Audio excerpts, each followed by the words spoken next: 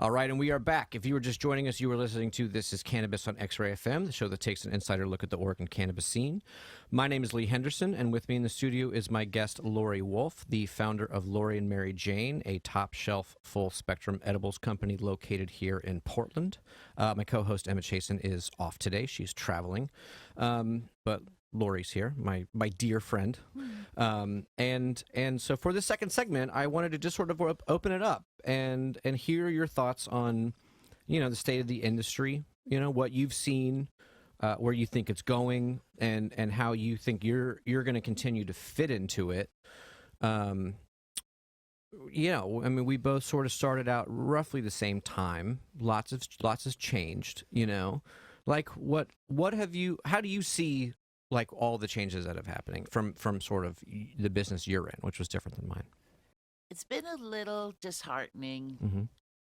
I have never been in a business, let alone have a business. Like it just blows my mind that I have a business. Right. Some days I look at the kitchen and I say to Mary, "How did this happen?" Right. Whoa, we were just two people, cooking together, and we have like 11 or 12 people now. I have seen a lot of friends not be able to continue. It costs a lot of money. Yep. There are a lot of rules. It's hard to find places to do business.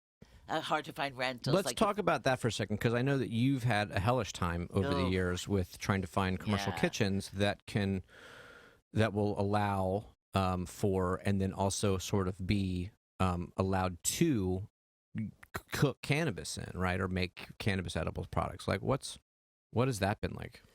Well, we have a kitchen now that's our own. Mm-hmm. We don't own it. We rent it, and we rent it out to a couple of other companies. Many people are not at all interested, and I can understand it. This is still not a federally legal business, so I get that. What bothers me more is the people who don't mind, but they'll charge you 10 times what they would charge you if you weren't using cannabis. So we were in two kitchens before the one we're in now, and it was just horrible. Actually, we were in one kitchen with Andy Bixel, who you mentioned earlier. Friend of the show. Yeah. And good friend of mine. Yeah, so the kitchen we were in with Andy when she was making ice cream was just a disaster. I remember. The freezers would break, all her ice cream would melt. It was terrible. And then we found another kitchen, and it was kind of equally as bad. It was run by some challenging people and questionable moral character, or yes. Just bad business people, irresponsible or whatever, or both. Yeah, I think everybody's bit favorite bad people, mostly. Yeah. And then we found our own kitchen. We have the woman that we rent from. Her name is Sandra. She's amazing. She's very pro cannabis. So we're in a little bit of where there's a bunch of cannabis businesses in our little a little one of commissary kitchen sort of setup. Yeah. And so we have and recently, so it's hard because there's a lot of greed, and that's been an adjustment for me because I have never been in business and I've sort of been in the creative end of everything I've done. I'm like learning all the time that, whoa, like they're only doing this because it's just money. And I'm still a little like hippie, and there's still a little hippie in me. And I'm kind of appalled by how greedy people can be and unreasonable. And I know that what happens in a completely new industry is that some people will make it, but a lot of people won't. Yeah. And it's hard to make it. Like there's been times where I've thought, I don't know, this is rough and people aren't nice.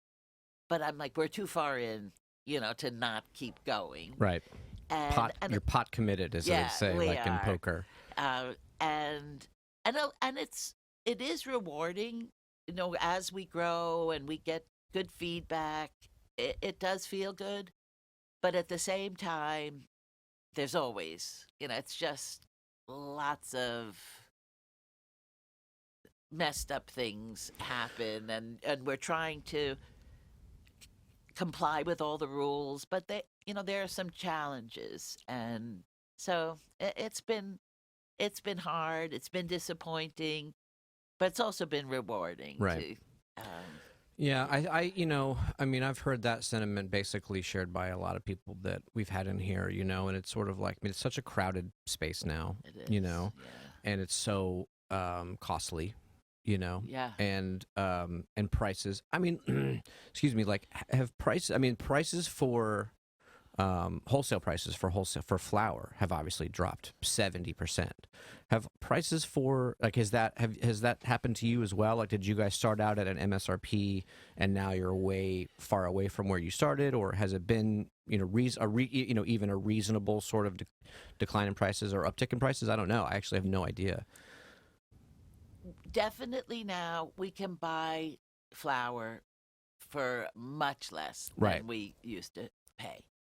And I think that there are still the farmers, I feel like, have gotten the worst of this business. There's a glut, and I know a bunch of farms that haven't, that are no longer around because it's been impossible to make a living and comply with everything.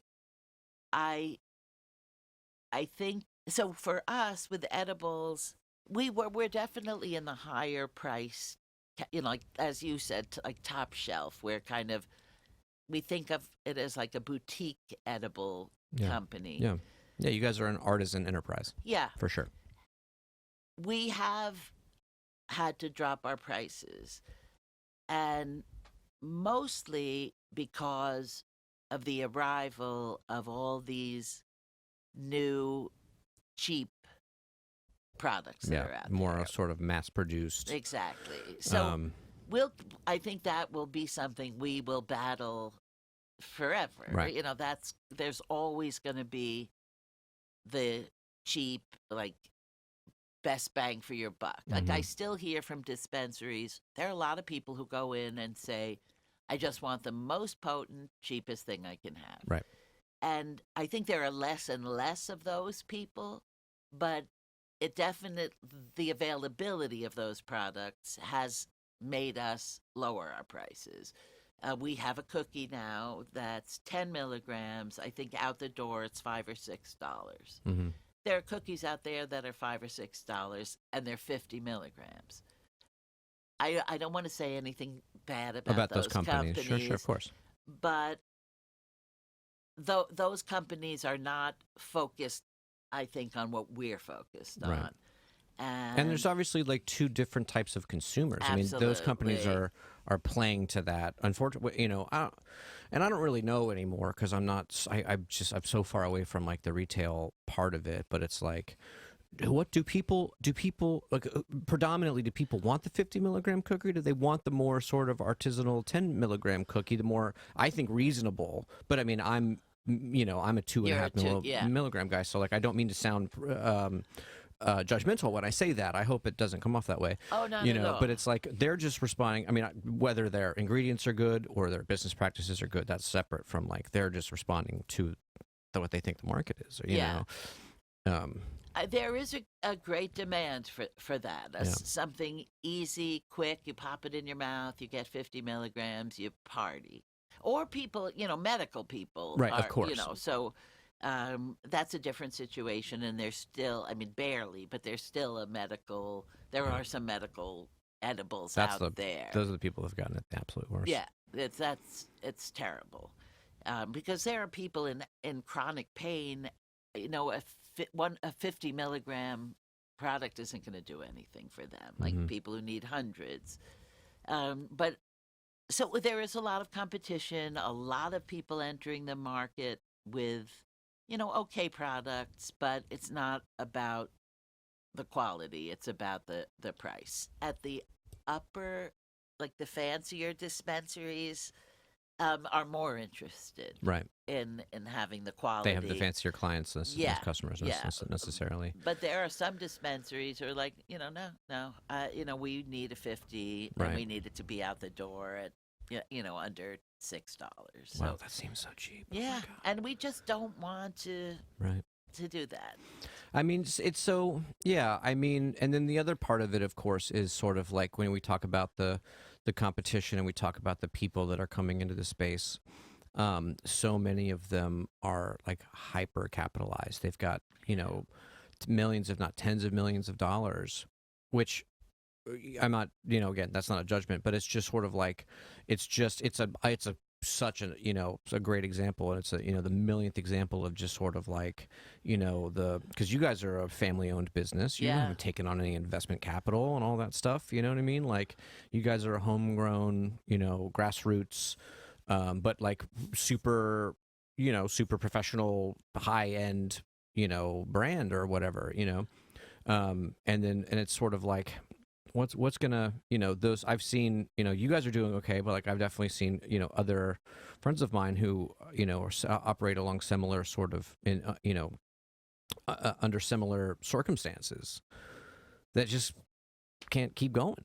You know what I mean? It's sort of like, and that to me is just a profound bummer, if that's just going to be the way the industry, if that's where we're at in another 18 months, right? I mean, I don't know what's coming. I read that, big companies are, growing cannabis, and there are going to be like the Walmarts that are, for cannabis. And I think, what we want to do is remain, grow, but kind of keep our small batch ethos. It just feels right. It wouldn't feel right if we were like, I wanted to have this small family vibe. Yeah. Right. It'd be so strange if I read in the Portland Business Journal that Laurie Wolf had, attracted a $5 million investment from somebody, and like I think that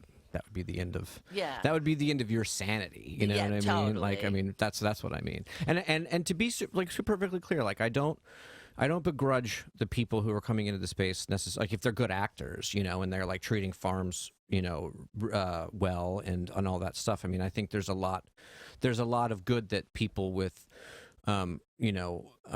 with really good sort of business experience can bring to this business. You know what I mean? Yeah. It's just, but where's the balance?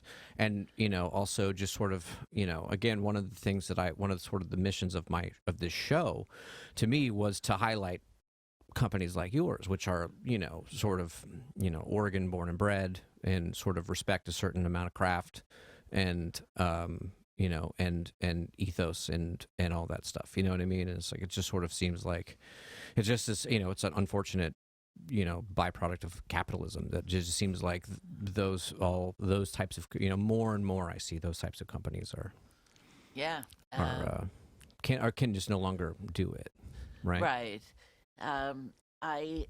One thing that we have done recently that I think will help us grow. We opened a CBD kitchen now. Right. I was going to ask you about this. Yeah. So we have a CBD kitchen from Craft Hemp. Mm-hmm. We work with East Fork Cultivars. Yes, they've been guests on the show, and Nathan and Mason are dear friends of mine. Oh my, they are wonderful. They're great. Keep saying, so they are renting space from us. Mm-hmm. So I get to see them all the time, and I keep telling them they're making me a better person. And Anna Simon's like, that whole crew they're are amazing. Yeah. T. There's Emily, who is just absolutely wonderful. Yeah. They're a great group of people. Amazing. Yeah. Yeah. And so we source all of our CBD from them. Mm-hmm. So, and we're about to start. We will be in new seasons within the month. Whoa, that's awesome. Yeah. Amazing. Yeah, it's cool. That's awesome. And boy, they are really the nicest store in town. I have to say, how they're like the friendliest store in town, the nicest store in town. It's true. They have been an incredibly supportive, it's been partner to have. Yeah. That's great to hear. Yeah. I didn't know that. That's awesome about the new season. I mean, the woman, Amanda, who we deal with, she's so great. And she's like, we're hoping to get the things on their shelves within the next 3 weeks. Mm-hmm. But we just had 420, and we just released cookies, and it's been just intense. Yeah, 420 for our industry is like Black Friday. It's like yeah. And so that's exciting, and I think that's just such a huge market. What's happening with CBD is, I'm amazed at how kind of quickly everybody I know is using CBD for something safer, like older people, friends of mine, like people in their 60s, 70s, and 80s. Like, can you get me this CBD? Is that for real? Yeah. And I think one thing that's true about CBD, and it's been that case with THC too, you really have to know what you're getting. Mm-hmm. Where you're getting it from. Totally. Yeah. And if you can get it like organic hemp,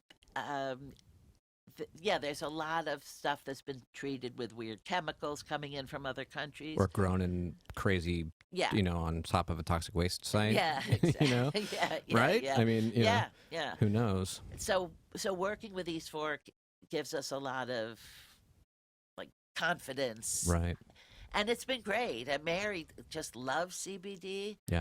I'm more a little more THC, please. Yeah. But so that's been exciting. Plus, we have this event space.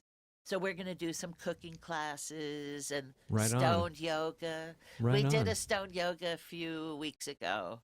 No goats, sadly. But you know about goat yoga? Mm-mm. Oh, people are doing like there are companies that like bring the goats. Okay. And people are doing yoga, and the goats, like, they put food on their back, so the little goats jump on their back and eat the food. And I think I heard it on NPR. And if the goat should leave you a gift of one of their, peeing or whatever, you're supposed to think of that as a compliment. Okay. So we're going to do through the Amazing. summer. Yeah. With the dispensary Jane. Sure. Yeah, wonderful. And so we're going to do that with them. And we've had one so far. And oh my God, it was so much fun. That's awesome. Yeah. I don't do yoga, so I just watched. But I'm thinking that I'm going to learn how to do it a little bit so I can participate when we do our summer stone yoga series. Cool. So they're like, the CBD side and the event space kind of open us up for more events and more fun stuff. So, I think that's promising. And because there aren't the same kind of regulations, things can happen much more easily. Right.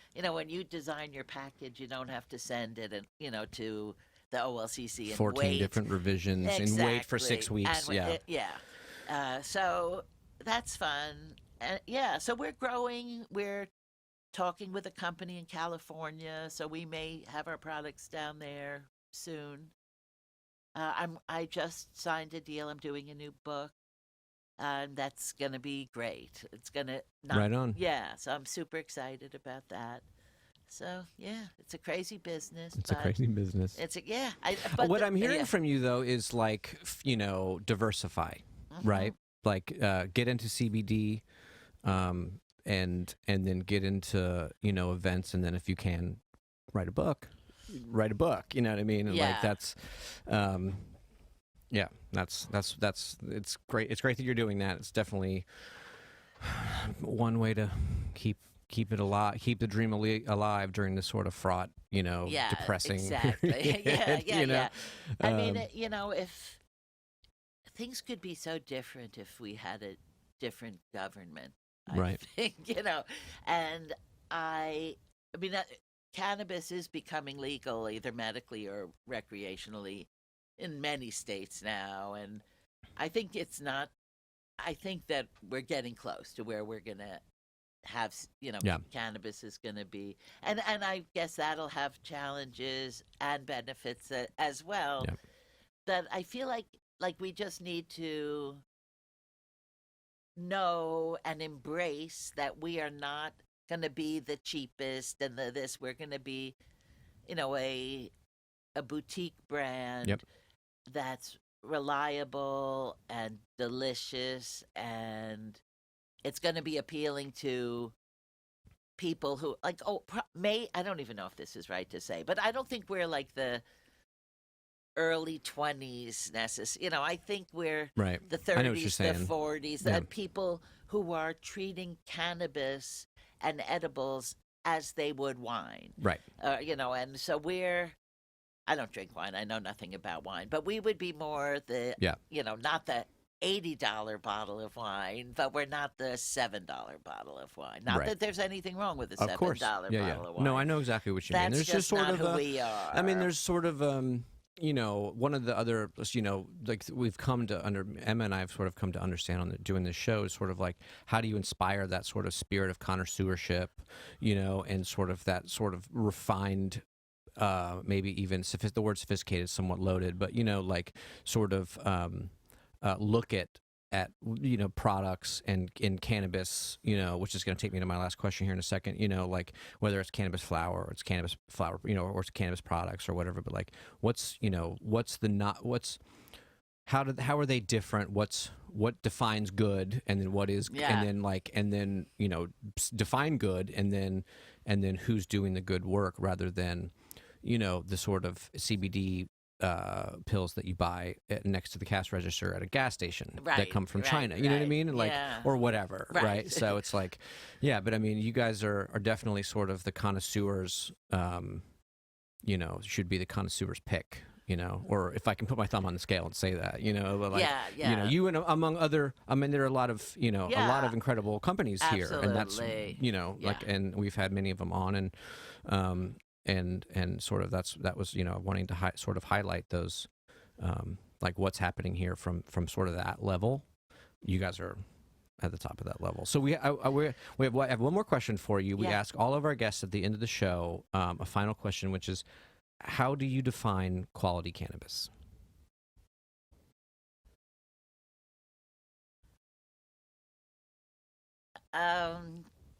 Flower. Mm-hmm. Yeah, effectively flower. Yeah.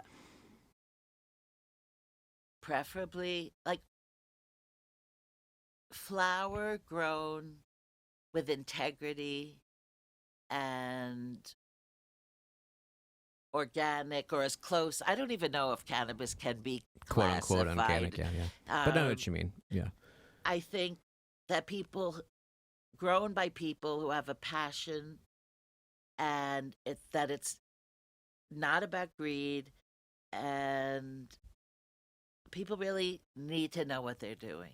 And so cannabis that's consistent, produces what the strain says it will produce, that the name of the strain is actually like what it is.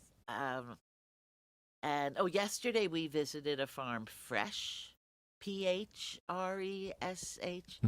and it was a pleasure to see these people. Totally had their hearts in it, right? And it had a great vibe. The cannabis smelled amazing. They don't use any crap. It smelled right. It tasted right. So I think cannabis grown with a few. Like, I can't grow a plant. I mean, I've had plants. It's like a joke. But I think integrity, knowledge. Yeah. That sounds pretty good to me. All right. Yeah. All right. All right. We have to leave it there. Laurie Wolf, thank you so much for coming on the show. Ollie, this was great. Thank you so much. Yeah. Laurie and Mary Jane, you can find them at, what's your website? LaurieandMaryJane.com. LaurieandMaryJane.com. You can find her cookbooks at Powell's and everywhere that cookbooks are sold. Yeah. And you can find her recipes online. Presumably, I know they're on your website. Yes, I get recipes at LaurieandMary.com. We have hundreds of recipes. Plus, we have a how to dose. So there's we have a chart that you put in the numbers, and it tells you what a teaspoon is. It makes infusing and making your own edibles at home super easy. Super doable for someone who. Yeah. Also, if people want to email me, I am happy to talk with people about how to infuse something special that they want Cool. to What's their email? work on. Laurie at laurieandmaryjane.com. Like someone wrote to me and like wanted me to help them. They were making a carrot cake for their husband and they asked me if I could help. So I worked with them and it was super fun. So I love That's doing cool. that. Nice. Yeah. All and right. it keeps me from having to put labels on our tube tops. There you go. Yeah. All right. Let's leave it there. Laurie Wolf, Laurie and Mary Jane. You were listening to This is Cannabis on X-Ray FM, and we'll be right back.